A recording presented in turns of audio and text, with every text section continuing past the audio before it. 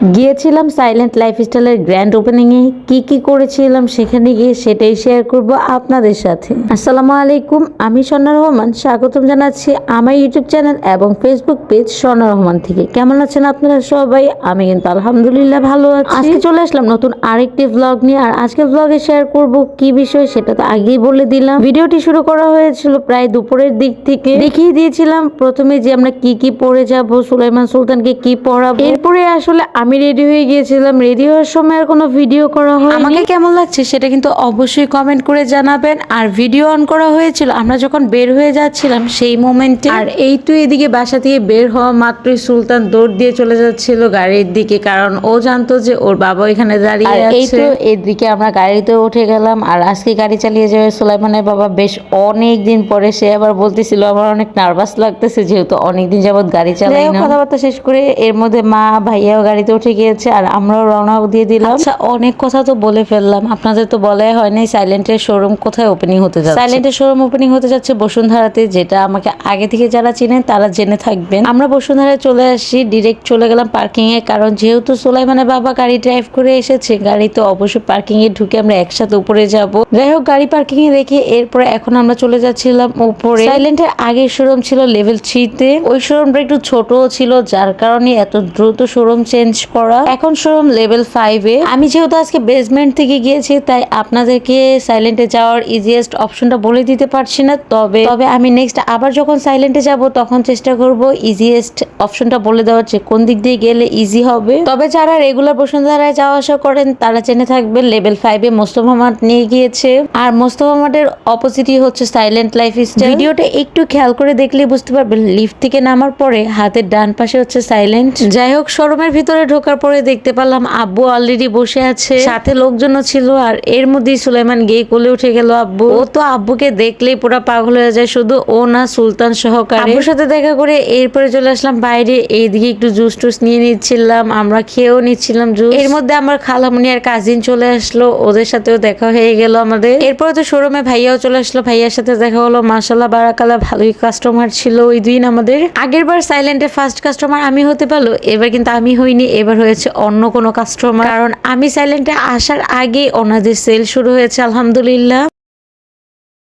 আর এর মধ্যে হঠাৎ করে আমি খেয়াল করলাম আমার পায়ের জুতাটা ছিঁড়ে গিয়েছে। ছিঁড়ে যায় না, মেনলি আঠা খুলে গিয়েছিল। কারণ নর্মালি তো ঘরে জুতা কিনে রেখে দিলে এটাই হয়। সুলাইমানের বাবা আমাকে লেভেল 6 এ নিয়ে গেল, এরপর এক জোড়া জুতা কিনে পরে নিলাম। আপনাদেরকেও শেয়ার করছিলাম আমার জুতাগুলো কেমন হয়েছে, অবশ্যই কমেন্ট করে জানাতে পারে। আচ্ছা, আপনাদের সাথে এবার শেয়ার করি সাইলেন্ট কোন ব্লগে এন্ড শপ নাম্বার কত। সাইলেন্ট মেনলি পড়েছে লেভেল 5 এ, ব্লক বি, শপ নাম্বার 37, 38, 48, 49, 50। আর কথা বলতে বলতে এইদিকে কিন্তু মোটামুটি আমাদের সকল গেস্টরা চলে আসছিল। সবাই মাশাআল্লাহ অনেক মানুষ ছিল আমাদের শোরুমের সামনে। ভিতরে দোয়া কালমার আয়োজন হয়েছে, এরপরে বাইরে এইদিকে আমরা সবাই অপেক্ষা করতেছিলাম। আপুরা একটু হাই দিয়ে দিচ্ছিল আপনাদের সাথে। আমার ভাগ্নিও ছিল, আম্মুও ছিল। আর সুলাইমান তো এদিকে শুরু থেকে শেষ পর্যন্ত আব্বুর সাথেই ছিল। সুলতানও বেশ অনেকক্ষণ ছিল, বাট আমার কাছে কোনো ছবি বা ভিডিও নাই। এই তো এইদিকে আমি আপনাদের আবারও দেখিয়ে দিলাম সাইলেন্টের মানে ব্লগ আর হচ্ছে লেভেল। যদিও এখানে বেলুনের জন্য ভালোভাবে বোঝা যাচ্ছিল না, আমি নেক্সট কোনোদিন গেলে আবারও আপনাদের সাথে খুব সুন্দর করে ভিডিও শেয়ার করবো ইনশাআল্লাহ। আর এইদিকে দেখেন তো কোন সেলিব্রিটির সাথে আমার দেখা হয়ে গেল। আরে ভাই, আপনি এখানে? যাই হোক, এটা আমার কাজিন ছিল, ও হচ্ছে নতুন নতুন কন্টেন্ট মেক করা শুরু করেছে, সেটা হচ্ছে ফানি কন্টেন্ট। চাইলে আপনারা ওর পেজ ভিজিট করতে পারেন, আমি ওর পেজ এবং সাইলেন্ট লাইফস্টাইলের পেজটাও মেনশন করে দিব। আর এই তো এদিকে আমাদের ওপেনিং এর সুন্দর একটা জিনিস আনপ্যাক্ট করে নিয়েছিলাম, সেটা হচ্ছে কেক। যে কোনো হ্যাপি মোমেন্টে আমি থাকবো আর সেখানে কেক থাকবে না, এটা তো হতেই পারে। আমার কাছে মনে হয় সুন্দর দিন উদযাপন করার জন্য সুন্দর একটা কেকের বিকল্প অনেক বেশি। এই সুন্দর কেকটা কোন পেজ থেকে নিয়েছি সেটাও আমি মেনশন করে দিব, please check out for every page. Cake তো আনপ্যাক্ট করেছি, এবার আমরা সবাই কেক কাটার জন্য রেডি হয়ে যাচ্ছি। আর ওই দিন আসলে আমি বেশিক্ষণ থাকতে পারিনি ওইখানে, মোটামুটি 6টা পর্যন্ত আমি ছিলাম, এরপরে আর থাকতে পারিনি কারণ সুলাইমানের বাবার অফিসও ছিল, যার কারণে আমাকে তাড়াতাড়ি চলে আসতে হয়েছিল।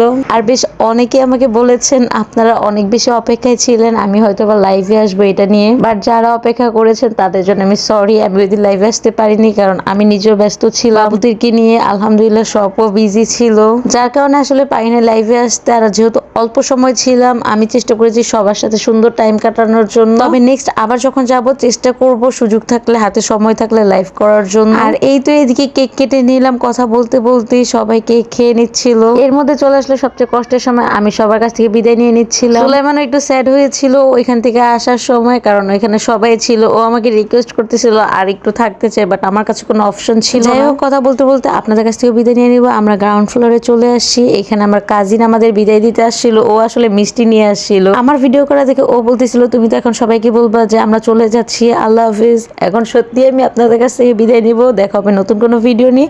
ততদিন পর্যন্ত ভালো থাকুন, সুস্থ থাকুন। আল্লাহ হাফিজ, আসসালামু আলাইকুম।